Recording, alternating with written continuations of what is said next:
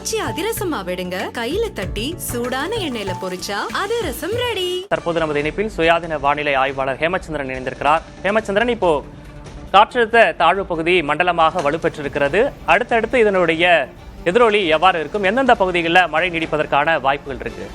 அதாவது தென்கிழக்கு வங்கக்கடல்ல நிலவிய தீவிர காற்றழுத்த தாழ்வு பகுதி காற்றழுத்த தாழ்வு மண்டலமாக வலுப்பெற்றிருக்கு.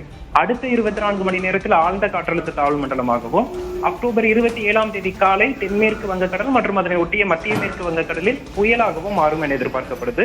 தற்போது இந்த சலனம் சென்னையிலிருந்து 990 கிலோமீட்டர் கிழக்கே தென்கிழக்கே மற்றும் காக்கிநாடாவிலிருந்து 1000 கிலோமீட்டர் கிழக்கே தென்கிழக்கே மையம் கொண்டிருக்கு.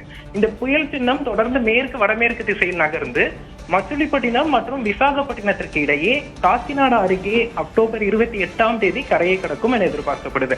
இது காக்கிநாடாவை நோக்கி சென்றாலும் நமக்கு சாதகமான மேக குவியல்கள் காரணமாக அக்டோபர் 27, 28 ஆகிய தேதிகள்ல வடகோடி மாவட்டங்களான சென்னை, திருவள்ளூர், காஞ்சிபுரம், செங்கல்பட்டு மற்றும் அதனை ஒட்டிய ராணிப்பேட்டை மாவட்டங்கள்ல பரவலாக இந்த சலனத்தில் இருந்து மழைப்பொழிவு எதிர்பார்க்கலாம்.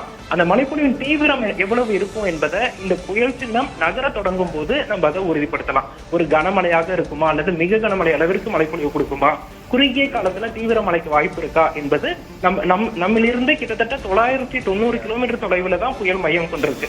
இது நகர தொடங்கும் போது அதன் தீவிரம் நமக்கு தெரியும். தற்போதைய நிலையில இந்த சலனத்தினால சென்னை, திருவள்ளூர், காஞ்சிபுரம், செங்கல்பட்டு மாவட்டங்களுக்கு மழை உறுதி என்பது திட்டவட்டமா தெரியுது.